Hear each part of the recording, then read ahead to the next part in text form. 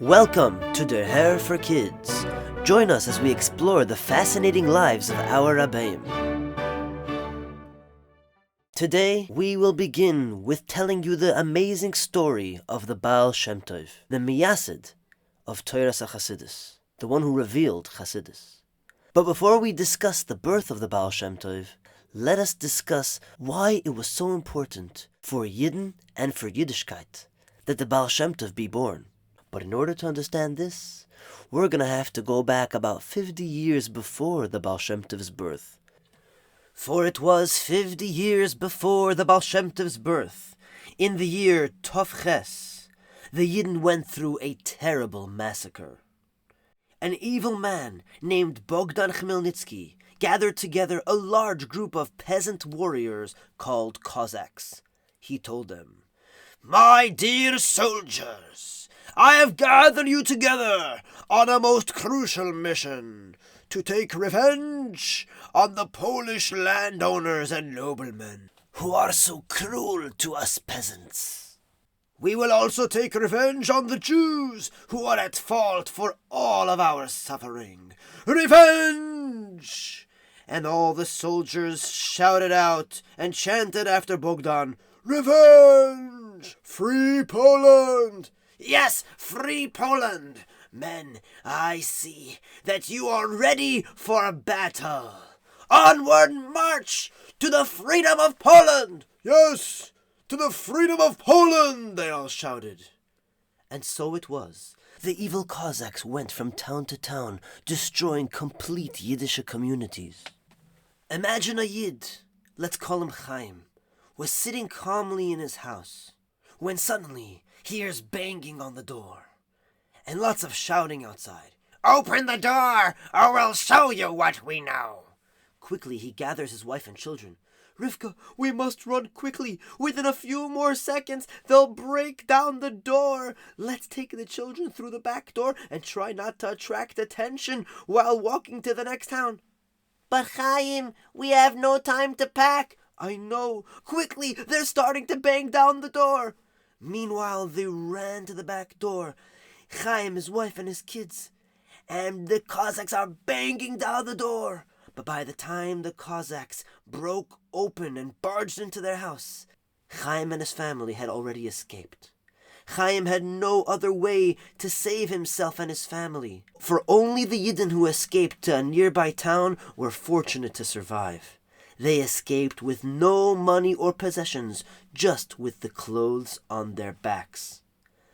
Now, they needed to restart life from scratch. Not only Chaim, all the Yidden who survived and had to run away. They had to start their lives from scratch, now that their previous businesses and their homes were gone. But it was terribly difficult to start life from scratch.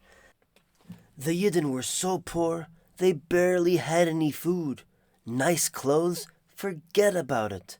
And because they were so poor, they weren't able to send their children to the Melamed. That's the teacher who would teach them Torah. As a result, unfortunately, a full generation of Yiddish Kinderlach grew up with no knowledge of Yiddishkeit. Many didn't even know how to read. These Yidden who grew up not knowing anything tried to serve Hashem the best way they could with the little knowledge that they had. There were also some Talmidei Chachamim who lived during that time.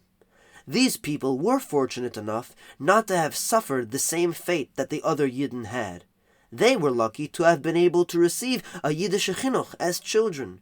They were sent to the local melamed, did very well, then continue on to a famous yeshiva, learning Torah day and night, growing into real Talmidei Chachamim.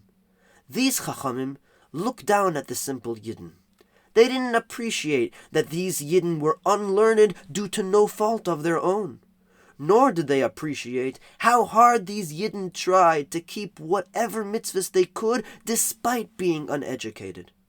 It was unheard of in those days for a Talmid Chacham to speak friendly to a simple Yid. The simple Yidden suffered embarrassment for their ignorance. They felt broken, physically and spiritually. The Jewish community continued living under these circumstances. For 50 years, following Tach V'Tat, which was the name that these massacres of Bogdan Khmelnytsky were called because of the 2 years Tov Ches and Tov Tes when they happened. It was exactly in this time period, 50 years after Tach V'Tat, that the Baal Shem Tov's holy neshama came into the world. And his mission would be to heal a broken Am Yisrael, who could not raise themselves out of the pitiful situation that they were in. The Baal Shem Tov would be there to rescue them. But this story really starts with a tzaddik named Rabbi Eliezer. He lived in the town of Okup, which was in the Carpathian Mountains. He did not have a lot of money, but whatever he did have, he would use for the mitzvah of Hachnosas Orchim, welcoming guests. Every Shabbos, he had about 20 or even 30 guests at his table. He gave his guests the best quality Shabbos meals. He invited them to stay with him Friday night, Motzi Shabbos, until Sunday afternoon. One Friday night, Rebbe Eliezer was sitting with his guests at the Shabbos table. They were eating, saying Divrei Torah, singing Nigunim, having a great time. As they were about to finish the meal, there was a knock at the door. The door opened up, and a man was standing there. "Please, can I have something to eat? I'm so hungry!" At the table, 2 guests started speaking with each other. "Isaac, how did this guy even get here? I didn't see him in shul, and I didn't see him in town before Shabbos." "That's right. He just walked in from the next town." "From the next town? But you're not allowed to walk from town to town on Shabbos." "Well, you're very perceptive. He's a Mechalel Shabbos. He embarrassed and desecrated the Shabbos." "What? A Yid should embarrass the Shabbos? Should break the Shabbos?" Meanwhile, Rebbe Eliezer, who was himself the host, thought to himself bitterly, how could a Yid possibly go and break the Shabbos like that? But he quickly pushed these thoughts away and called out to the man, "Good Shabbos, Rebbe Yid. Please come inside, make Kiddush. I have food for you. I have everything you need." "Oh, thank you. Okay, yoy mashishi." The guests could not understand Rebbe Eliezer's behavior. One guest whispered loudly to Rebbe Eliezer, "Rebbe Eliezer, I don't think you should be acting so nicely to this person. I mean, even Avraham Avinu, who is known for being a man of chesed, even Avraham Avinu would have his guests thank Hashem. This man, on the other hand, was Mechalel Shabbos, and you're treating him like a king. I don't understand." All this was too much for Rebbe Eliezer to handle. He ran to his room and burst out in tears. How could it be that this man carelessly broke the Shabbos? But suddenly, another thought entered Rebbe Eliezer's mind. What am I doing here? My guest must be so embarrassed and uncomfortable sitting by the table all by himself, especially now that everyone's laughing at him. I must go and take care of him. Rebbe Eliezer ran back to the dining room to take care of his guest, giving him food and a place to sleep. The man stayed with Rebbe Eliezer all Shabbos. He ate the Shabbos day meal, Shalosh Shudas, and when Shabbos was over, Rebbe Eliezer told his guest, "My dear guest, I have a rule.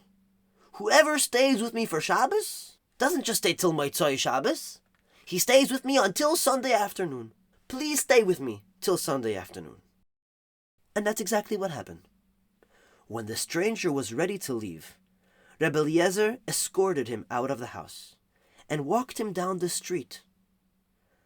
The man suddenly turned around to Rebbe Eliezer and said, "Rebbe Eliezer, you should know that I am Eliyahu Hanovi. I was sent down here to test you, to see how you would treat your Shabbos guest. But I have good news for you. Baruch Hashem, you have passed the test. It has been decreed in Shamayim that as a reward for your amazing Achnosas Orchim, you will be blessed with a son. Remember, when your son will turn 2.5 years old, tell him the following message. Tell him, do not be afraid of anyone besides for Hashem himself.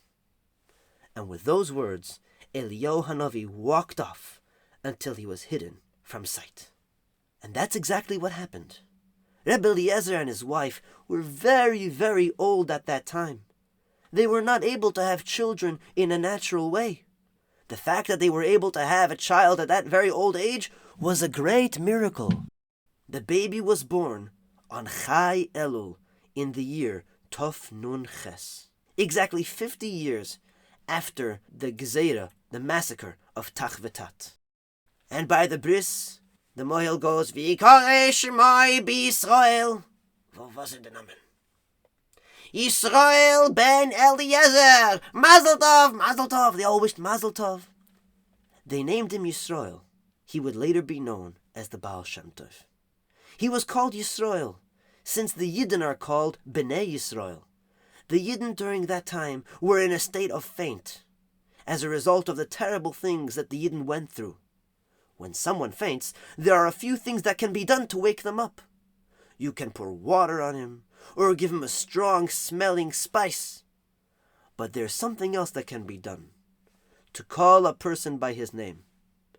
The name goes to the very essence of the person, and when a person hears his own name, it can wake him up from his state of faint.